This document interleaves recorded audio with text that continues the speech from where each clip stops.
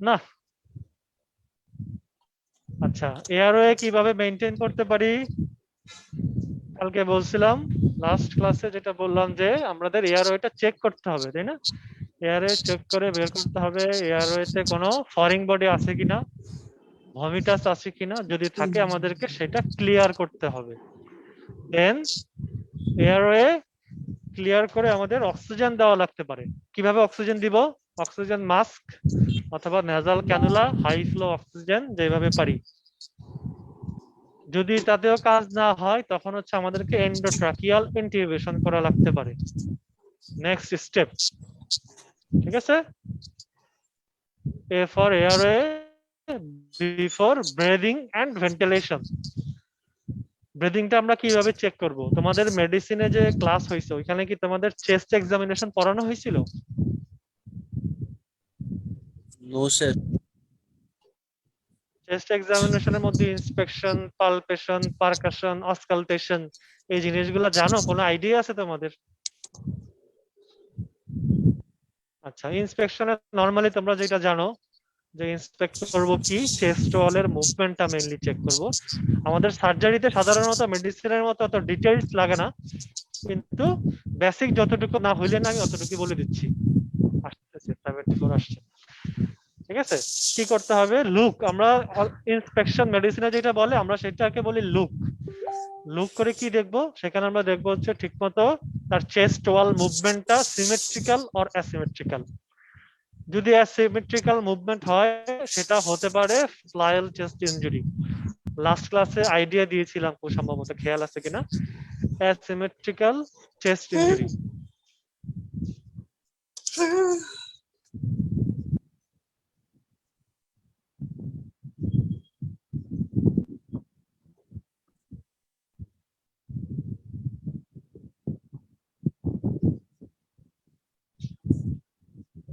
আচ্ছা, তারপর হচ্ছে অসকালটেশন করে চেক করব তার ব্রেথ সাউন্ডটা ইকুয়াল কিনা।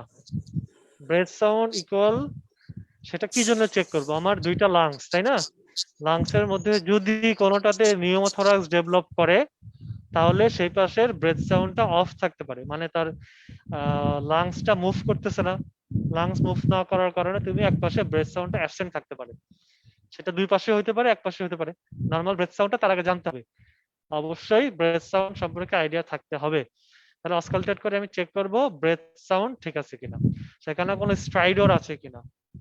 ঠিক আছে? লুক গেল, অসকালটেশন গেল, তারপর হচ্ছে ফিল। ফিলের মধ্যে আমরা কি চেক করতে পারি?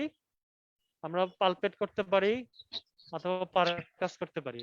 নরমালি পালপেট করে আমরা চেক করি যে কোনো ক্রিপিটেশন আছে কিনা, ক্রিপিটেশন চেক করে প্লাস তার চেস্ট ওয়ালের কোনো ইনস্টেবিলিটি আছে কিনা চেক করতে হবে।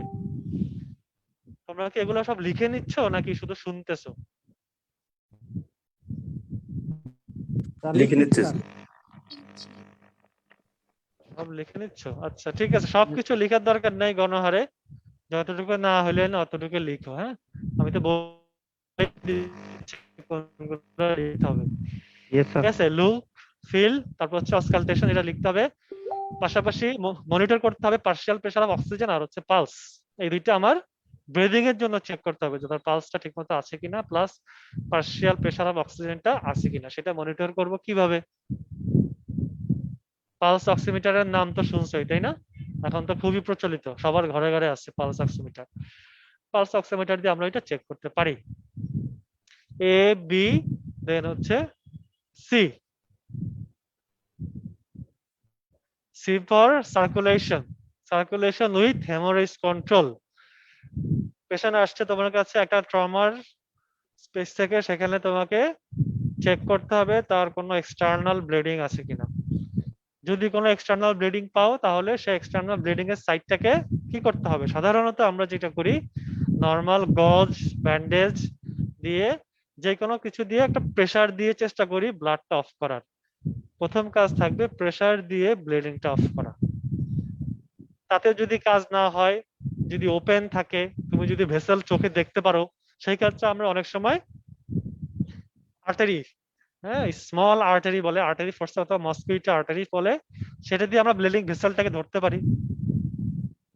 তাতেও যদি না হয় আমরা টর্নিকেট ইউজ করতে পারি। টর্নিকেট সম্পর্কে কোনো আইডিয়া আছে তোমাদের? টর্নিকেট আমি কখনো শুনছো? Tourniquet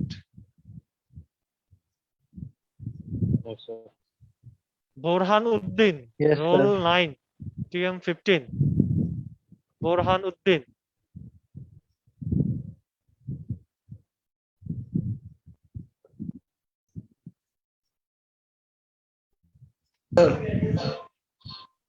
Borhan,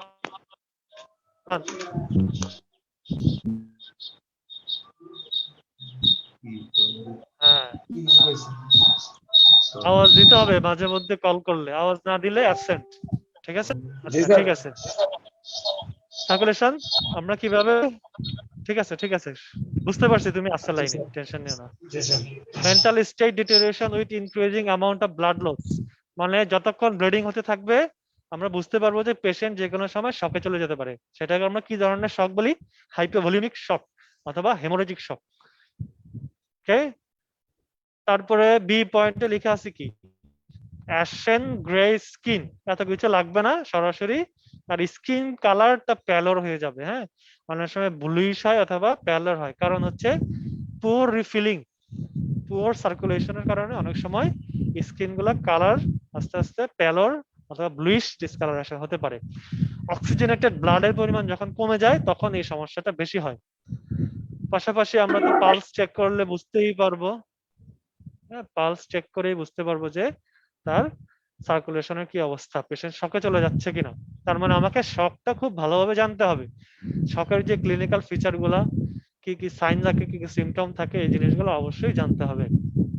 rapid 3D pulse, এক নাম্বার র্যাপিড 3D পালস থাকবে, এটা জানতেই হবে। রেসপিরেটরি রেট বেড়ে যাবে, র্যাপিড 3D পালস থাকবে। পেরিফেরাল সার্কুলেশন কমে যাওয়ার কারণে distally peripheral pooling of the blood কমে যায়, কমে গেলে সেখানে তোমার আস্তে আস্তে প্যালোর হয় এবং কুল হয়ে যায় আস্তে আস্তে, ঠিক আছে পেরিফেরিটা। তারপর 2 নম্বর পয়েন্ট হচ্ছে bleeding external blood loss is readily recognised and start by direct pressure, যেটা বললাম ফার্স্টেই। occult bleeding from internal hemorrhage should be suspected if patient has sign of shock. আমি বাহির থেকে দেখতেছি না কোনো ব্লিডিং, কিন্তু পেশেন্টে এক্সামিন করার পরে তার পালস, তার ব্লাড প্রেসার, তার রেসপিরেটরি রেট, ইউরিনারি আউটপুট, এগুলো যখন চেক করতে যাব তখন দেখবো যে সবকিছু তার শকের ফিচারের সাথে মিলে যাচ্ছে। তখন আমাকে মাথায় আনতে হবে যে তার যে কোনো অর্গান হেমোরেজ হতে পারে, যে কোনো অর্গান থেকে ইন্টারনাল হেমোরেজ হতেই পারে। তাহলে সেখান থেকে আমাদেরকে অবশ্যই সাবধান থাকতে হবে। তাহলে 3টা পয়েন্ট গেল, airway, breathing, circulation. Airway check করব, চেক করে কোনো ফরেন বডি থাকলে সেটা রিমুভ করব, রিমুভ করার পরে এয়ারওয়েটা ক্লিয়ার করার পরে প্রয়োজনে আমরা তাকে অক্সিজেন দিব। ব্রিদিং এ এসে কি করলাম, তার চেস্ট ওয়ালটা এক্সামিন করলাম, এক্সামিন করে দেখলাম যে কোথাও কোনো অ্যাসিমেট্রিক্যাল চেস্ট ওয়াল মুভমেন্ট আছে কিনা, তার ব্রেথ সাউন্ডটা নরমাল অথবা অ্যাবসেন্ট। এগুলো চেক করার পরে যদি কোনো কিছু পাই, ধরো পেশেন্টের ব্রেথ সাউন্ড অ্যাবসেন্ট, আমি সাসপেক্ট করলাম টেনশন নিউমোথোরাক্স, তাহলে আমাকে ইমিডিয়েট মেজার নিতে হবে। ইমিডিয়েট মেজার দুইটা কাজ করা যায়, একটা হচ্ছে মিড ক্লাভিকুলার লাইনে থেকে সেকেন্ড ইন্টারকোস্টাল স্পেসে এসে আমরা হোয়াইট বোর্ড নিডল দিয়ে একটা পাংচার রাউন্ড করি, পাংচার রাউন্ড করার পরে ভিতর থেকে এয়ারটা বেরিয়ে চলে আসে। সেকেন্ড, তাতে যদি না হয় তখন আমরা একটা এরিয়া আছে ট্রায়াঙ্গেল অফ সেফটি, সেখানে আমরা ওয়াটার সিল ড্রেনেজ দেই, চেস্ট ওয়াটার সিল ড্রেনেজ। এটা অবশ্যই খুব ভালো করে জানতে হবে, আমাদের সার্জারিতেও পড়াবে। বেইলি এন্ড লাভে সুন্দর করে একটা চার্ট দেওয়া আছে, একটা পিকচার দেওয়া আছে, পিকচার দেখবা কি কি লেয়ার ওখান থেকে কাটতে হয়, মানে টোটাল প্রসিডিউরটা, চেস্ট ওয়াল ড্রেনেজের টোটাল প্রসিডিউরটা অবশ্যই তোমাকে জানতে হবে, এটা তোমাকে ভাইবার বোর্ডে অবশ্যই ধরবে। তাহলে আমাদের ব্রিদিং থেকে জানতে পারলাম চেস্ট ওয়াল ড্রেনেজ অথবা water seal drainage. Water seal drainage, একটা পাইপ দিয়ে নিচে আমরা একটা ওয়াটারের ইয়ে রাখবো, এয়ারটা ওখান থেকে এক্সচেঞ্জ হয়ে আসবে, সরি এয়ারটা এক্সচেঞ্জ হয়ে আসে নিউমোথোরাক্সটা রিলিজ করার জন্য। খুবই কমন প্রসিডিউর আমাদের সার্জারি ওয়ার্ডে, নট তাইরুন্নেসা। তুমি যখন গভর্নমেন্ট মেডিকেলে যাবা ওখানে খুবই খুবই ইমার্জেন্সি পেশেন্টের রাশ থাকে, ওখানে দেখবে 2-4টা পেশেন্ট সবসময় এইভাবেই ওয়াটার সিল ড্রেনেজ দেওয়া থাকে। যদি তোমরা অর্থো সার্জারি অথবা কার্ডিওভাস্কুলার থোরাসিক সার্জারিতে কে পড়াশোনা করো অথবা ওখানে ট্রেনিং করো, তাহলে অবশ্যই দেখবা এই কেসগুলা। আচ্ছা, এ বি সি, সি তে হচ্ছে আমার ব্লিডিংটা আমি কনফার্ম হব, যদি এক্সটার্নাল ব্লিডিং হয় সেটা ক্লোজ করব অথবা সেটা স্টপ করার চেষ্টা করব, যদি ইন্টারনাল হয় সেটা ডায়াগনোসিস করে আমাকে ইন্টারনাল হেমোরেজ বন্ধ করার স্টেপ নিতে হবে। এখন কন্টিনিউয়াসলি ব্লিডিং হয়েছে পেশেন্টের, তো অবশ্যই শকে যাওয়ার একটা ফিচার থাকবে। সেই ক্ষেত্রে আমরা পেশেন্টকে স্টেবল করব কিভাবে? ব্লিডিং হচ্ছে, এক নম্বর আইডিয়া হচ্ছে blood for blood, blood for blood. পেশেন্টের ব্লাড যাচ্ছে, পেশেন্ট পার্টিকে আগে জানাই দিতে হবে যে সে যেন অবশ্যই ব্লাড অ্যারেঞ্জ করে। যদি সেটা না করি তাহলে কি ঘটনা ঘটতে পারে? পেশেন্ট আসছে, ব্লিডিং হচ্ছে, আমি হুড়োহুড়ি করে রক্তপাত বন্ধ করার চেষ্টা করলাম, কন্টিনিউয়াসলি ব্লিডিং হচ্ছে, পেশেন্ট শকে চলে যাবে, পেশেন্ট মারা যাবে। রোগী তখন তোমাকে বলবে যে আপনি তো আমাকে আগে বলেন নাই। আগে বলেন নাই যখন কথাটা বলবে, তুমি যখন স্বীকার করবে আমি তো ভুলে গেছি বা মনে মনে চিন্তা করবা, তখন দেখবা চারপাশ দিয়া মানুষের কিল ঘুষি পড়তেছে, বলবে যে আপনি কেন আগে বলেন নাই, আমার রোগীর কেন মেরে ফেলছে।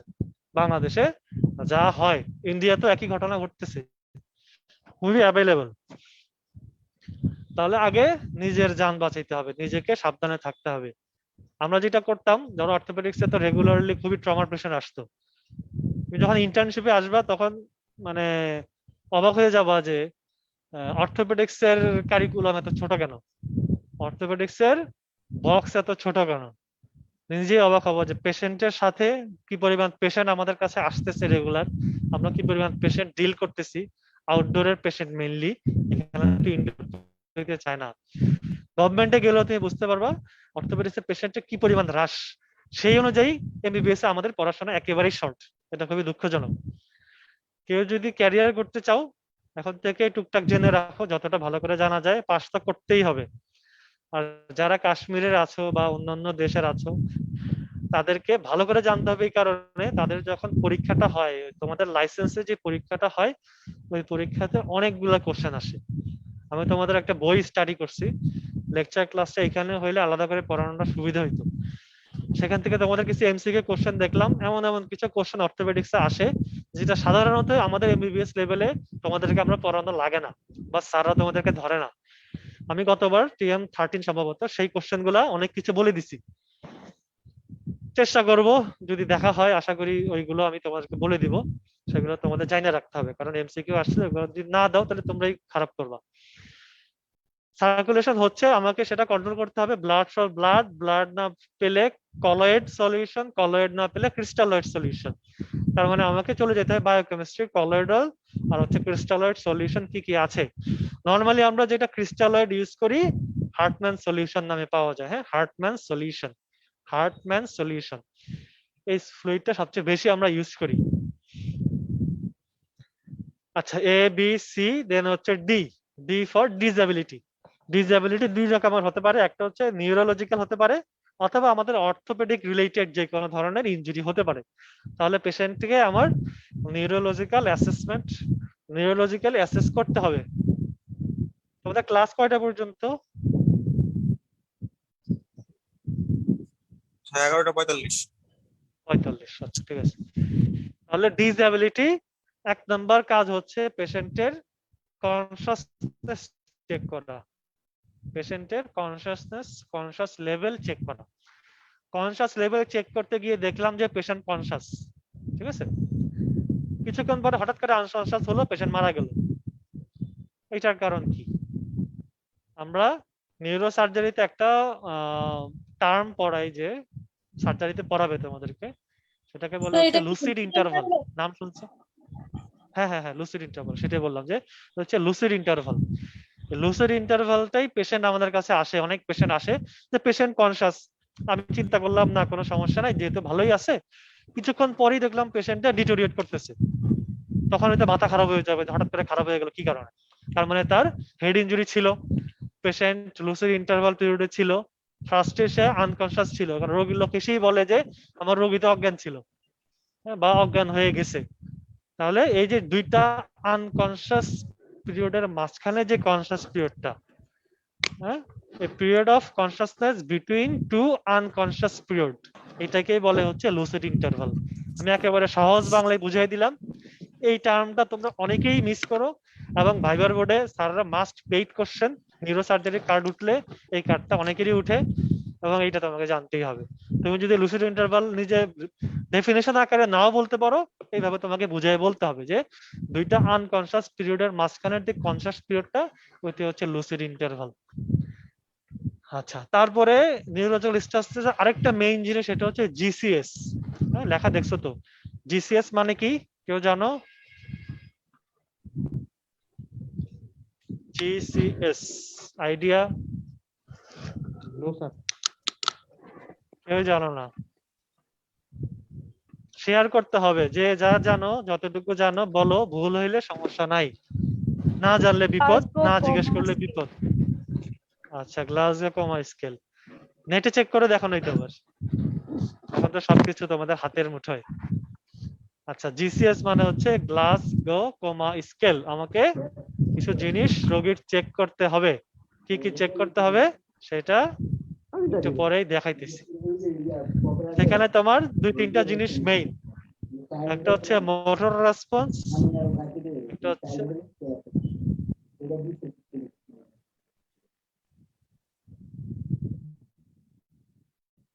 একটা হচ্ছে মোটর রেসপন্স, আর একটা হচ্ছে ভার্বাল রেসপন্স, আর একটা হচ্ছে আই ওপেনিং। ঠিক আছে, মোটরে হচ্ছে 6, ভার্বালে হচ্ছে 5, আর আই ওপেনিং হচ্ছে 4। এই 6টা, এই তিনটা জিনিস, তিনটা বক্স আকারের জিনিস তোমাদেরকে অবশ্যই মুখস্থ থাকতে হবে। মুখস্থ বলতে হচ্ছে মাথায় থাকতে হবে। কন্টিনিউয়াসলি এই জিনিস তোমাকে দেখতেই হবে। তোমার কাছে ইমার্জেন্সি পেশেন্ট আসছে, ফার্স্ট টার্গেট তোমাকে। তুমি যদি জিসিএস না দেখতে পারো, তুমি পেশেন্ট অ্যাসেস একেবারেই ভুল হয়ে যাবে। তুমি ওইখান থেকে চেক করবা যে তুমি পেশেন্টকে আইসিইউতে পাঠাবা, নাকি পেশেন্টকে ঘরে ছেড়ে দিবা, নাকি পেশেন্টকে হসপিটালে অ্যাডমিট করবা। তোমাকে জিসিএস স্কেল মুখস্থ রেখে এটা মাথায় সবসময় রাখতে হবে। খুবই সুন্দরভাবে সার্জারিতে সার্কা পড়ায় দিবে। আমি জাস্ট বলার জন্য বলে যাচ্ছি, যাতে তোমরা ইম্পর্টেন্ট জিনিসগুলো মিস না করো। তাহলে মোটরের জন্য হচ্ছে 6টা, ভার্বালের জন্য হচ্ছে 5টা পয়েন্ট, আর আই ওপেনিং এর জন্য হচ্ছে 4টা পয়েন্ট। কোনটার জন্য কি পয়েন্ট এটা মুখস্থ থাকতে হবে। তুমি মোটর রেসপন্সে যখন আসবা, পেশেন্টকে জিজ্ঞেস করবা, হ্যাঁ, বলবা যে আপনার হাত উঠান, পা উঠান। সে যদি নর্মালি উঠাতে পারে, তোমার কমান্ড যদি সে ফলো করতে পারে, তাহলে তাকে আমি 6 পয়েন্ট দিব। আমি তাকে এক্সটার্নাল স্টিমুলাস দিব, পেইন দিব।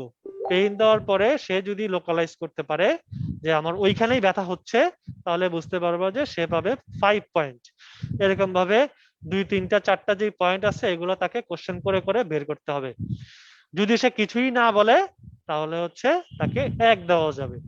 সবচেয়ে মজার ব্যাপার হচ্ছে এখানে 0 বলতে কিছু নাই। এটা তোমরা একটু মাথায় ঢুকিয়ে রাখো। স্যাররা সরাসরি কোশ্চেন করে জিসিএস এর লোয়েস্ট মার্ক কত, স্কেল কত, তখন সবাই মুখ দিয়ে বের হয় স্যার লোয়েস্ট বলতে তো 0ই বুঝি।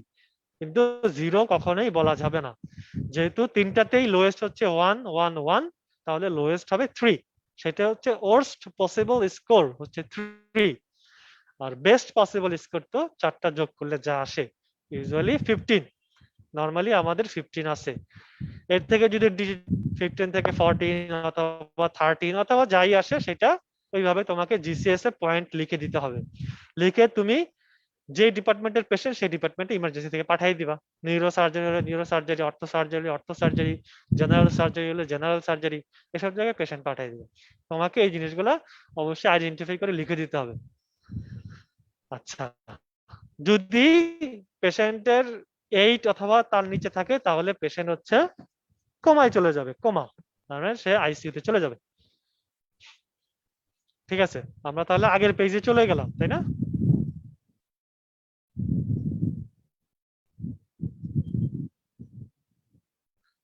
আচ্ছা, তাহলে প্রাইমারি সার্ভেতে মেইন দুইটা জিনিস, একটা হচ্ছে লুসিড ইন্টারভাল, একটা হচ্ছে জিসিএস। এছাড়া কিছু জিনিস আছে, সেটা হচ্ছে আমরা পিপিলারি সাইজ দেখব।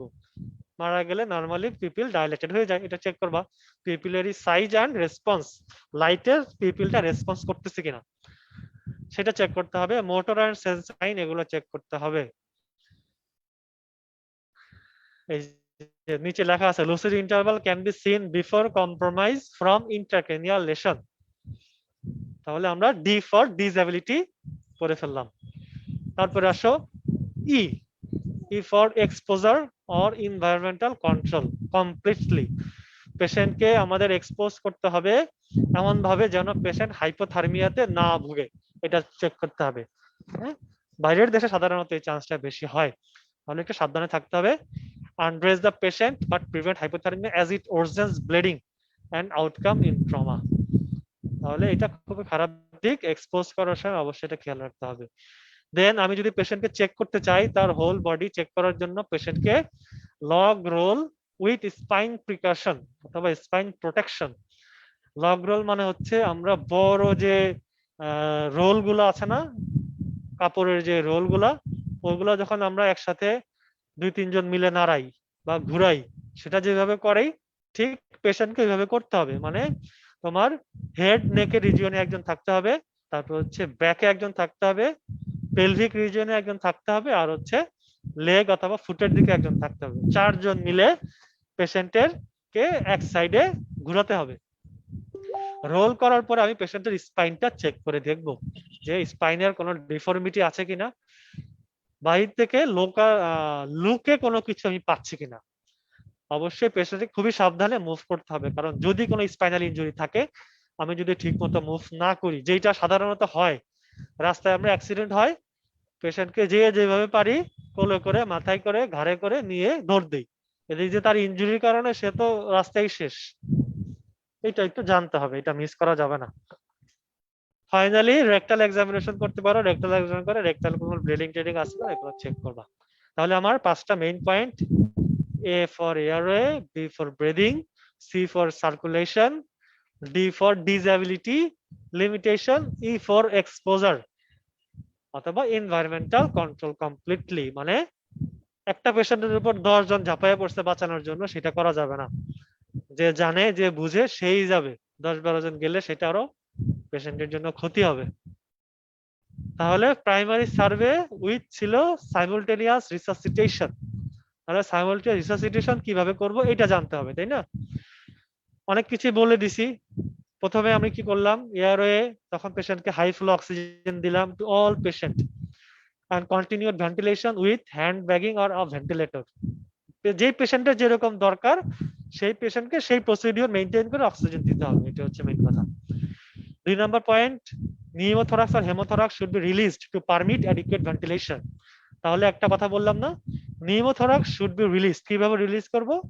একটা আইডিয়া হচ্ছে ইমার্জেন্সি বেসিসে আমি second intercostal space mid clavicular লাইনে হোয়াইট বোর্ড নিডল দিয়ে একটা পাংচার ওন করে দিতে পারি। সেকেন্ড হচ্ছে যেটা সবচেয়ে কমন, যেটা সবচেয়ে বেশি ইম্পর্টেন্ট বা যেটা সবচেয়ে বেশি আইডিয়াল, সেটা হচ্ছে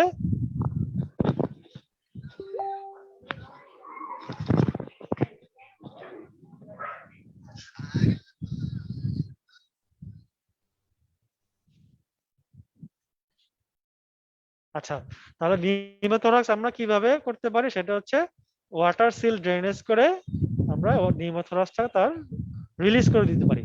3 নাম্বার হচ্ছে শক ম্যানেজমেন্ট, সেটা বলে দিছি, তাকে আমরা কি দিতে পারি? ফ্লুইড। প্রথমে বললাম ব্লাড ফর ব্লাড, তারপরে না পেলে ফ্লুইড দিব। কিভাবে? Two large bore intravenous line if not peripheral. যদি আমি পেরিফেরাল লাইন না দিতে পারি, অনেক সময় শকের কারণে পেশেন্টের ভেনগুলা কলাপস করে, খুঁজে পেতে কষ্ট হয়, হ্যাঁ, তখন কি করতে হবে? লার্জ বোর নিডল ক্যাথেটার দিতে হবে, সেটা হচ্ছে মেজর ভেইনে, মানে সেন্ট্রাল ভেনাস লাইন, সরাসরি সরাসরি সেন্ট্রাল ভেনাসে আমরা একটা লাইন করে দিব, সেন্ট্রাল ভেইনে একটা লাইন করে সেখান দিয়ে আমরা ফ্লুইড সাপ্লাই দিব, প্রয়োজনে যেভাবে দরকার সেভাবে দিব। কি দিব? Warm Ringer's lactated solution, warm Ringer lactated solution 2 litre in adult patient. আচ্ছা, তোমাদের মেজারমেন্ট লাগবে না, শুধু এতটুকু রাখো যে রিঙ্গার্স ল্যাকটেড সলিউশন, যেটারে আমরা হার্টম্যান সলিউশন বলি, হ্যাঁ, হার্টম্যান সলিউশন বলি। ওকে, দেন লাস্ট হচ্ছে management of life threatening problems identified in the primary survey is continued. Management of life threatening problem identified in the primary survey is continued. Primary survey করার পরে অন্যান্য কোনো life threatening injury যদি চিন্তা করি, সেই অনুযায়ী রিসাসিটেট করতে হবে, তার রিসাসিটেশনের মেজারগুলো জানতে হবে। এইটা তোমাদের রিটেনে আসে, এটিএলএস যদি আসে তাহলে এইভাবে ছোট ছোট করে সবগুলো পয়েন্ট টাচ করে দিতে হবে। আচ্ছা, এখন প্রাইমারি সার্ভে সার্ভে করলাম, রিসাসিটেশন করলাম, পাশাপাশি আমাদের কি কাজ করতে হবে? আমার তো মেইন রোগটা ধরতে হবে, তাই না? তখন আমি কিছু টেস্ট ইনভেস্টিগেশন করে ফেলবো, পাশাপাশি পেশেন্টের ব্লাড পাঠাই দিব, blood for haemoglobin for cross matching, কারণ ব্লাড যদি দেওয়া লাগে ব্লাডের গ্রুপ জানতে হবে। এক্সরে করতে হবে, খুবই ম্যান্ডেটরি, চেস্টের একটা এক্সরে, পেলভিসের একটা এক্সরে, আর হচ্ছে স্পাইনের একটা এক্সরে। সার্ভাইকাল স্পাইন হোক, ডরসাল স্পাইন হোক, অথবা লাম্বার স্পাইন হোক, যেখানে তোমার প্রবলেম মনে হবে সেই জায়গার এক্সরে অবশ্যই করতে হবে। ইউরিনার অ্যান্ড গ্যাস্ট্রিক ক্যাথেটার মানে হচ্ছে ন্যাজোগ্যাস্ট্রিক টিউব দিতে হবে। ন্যাজোগ্যাস্ট্রিক টিউব দিয়ে প্রয়োজনে কোনো ভমিটাস থাকলে, পেটের মধ্যে কোনো কন্টেন্টস থাকলে সেটা সাক করে নিতে হবে। অনেক সময় পয়জনের কেস আসে, হ্যাঁ পয়জনিং এর কেস আসে, তখন ন্যাজোগ্যাস্ট্রিক ক্যাথেটার করতেই হয়। পেশেন্ট ইউরিনারি ক্যাথেটার করব, তার 24 আওয়ার্স ইউরিনারি আউটপুট মনিটর করতে হবে, 20 আওয়ার্স ইউরিনারি আউটপুট মনিটর করতে হবে, এটা must. Irene roll 32, Irene roll 32, okay লাইনে আসো? ওকে, ঠিক আছে। আচ্ছা, তাহলে মনিটর করলাম কি, ইউরিনারি আউটপুট মনিটর করলাম, প্লাস তার পালস অক্সিমেট্রি দিয়ে তার পালস, তার অক্সিজেন স্যাচুরেশন, এগুলো অবশ্যই চেক করতে হবে। তার ব্লাড প্রেশার চেক করতে হবে, তার ব্লাড প্রেশার যদি ফল করে বুঝতে হবে পেশেন্ট শকে চলে যাচ্ছে। পাশাপাশি আমরা মেইন কাজ যেটা করি, আর্টেরিয়াল ব্লাড গ্যাস অ্যানালাইসিস, পেশেন্টের ব্লাড পাঠাই দিব এবিজি অ্যানালাইসিসের জন্য। তার উপর নির্ভর করে পেশেন্ট যদি তার মেটাবলিক অ্যাসিডোসিস অর অ্যালকালোসিস কি ডেভেলপ করছে সেই অনুযায়ী পেশেন্ট ট্রিটমেন্ট দিতে হবে, ঠিক আছে? তারপরে আরেকটা জিনিস লেখা আছে, ইলেকট্রোকার্ডিওগ্রাম, ইকেজি অথবা ইসিজি, যেটাই বলো না কেন ওইটা চেক করতে হবে। তাহলে পাশাপাশি আমাকে primary survey, simultaneous resuscitation, plus হচ্ছে আমাকে কিছু ইনভেস্টিগেশন করতে হবে, blood, blood for haemoglobin for cross matching, তারপর হচ্ছে X ray chest, pelvis, cervical spine, urinary catheter, gastric catheter দিয়ে দিতে হবে, সেটা ইউরিনারি 24 আওয়ার আউটপুট যেটা সেটা মেজার করার জন্য। পাশাপাশি এক্সট্রা যেগুলো সেটা হচ্ছে arterial blood gas analysis, ECG, pulse oximeter, and হচ্ছে ব্লাড প্রেশার। এই জিনিসগুলো তোমাকে অবশ্যই ভালো করে জানতে হবে। প্রাইমারি সার্ভে আজকে এতটুকুই থাকুক। প্রাইমারি সার্ভে সম্পর্কে একটু নিজে রিডিং পড়বা, রিডিং পড়লেই মোটামুটি আইডিয়া হয়ে যাবে। এরপরে কি ক্লাস, কি ক্লাস আছে? Gynae class. গাইনি ক্লাস, আচ্ছা ঠিক আছে। তোমাদের যদি কোনো কোশ্চেন থাকে তাহলে করতে পারো। তোমার এখানে পার্টিসিপেন্ট আছে 88, তাই না? 88 সবসময় এরকমই থাকে না আরো কম থাকে? স্যার 91 ছিল স্যার, 2-3 জনের মনে কানেকশন লস হয়েছে। স্যার 91 জন ছিল স্যার।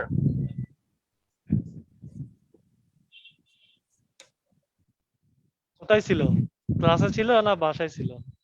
স্যার ক্লাসে ছিল, তারা কই? কানেকশন চলে গেছে মেবি।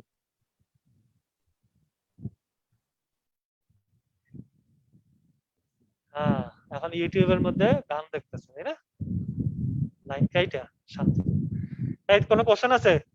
কোশ্চেন থাকলে বলতে পারো।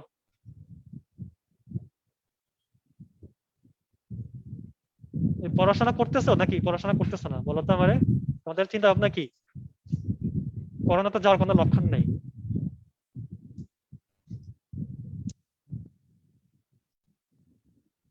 পড়াশোনার কথা জিজ্ঞেসি সব চুপ করে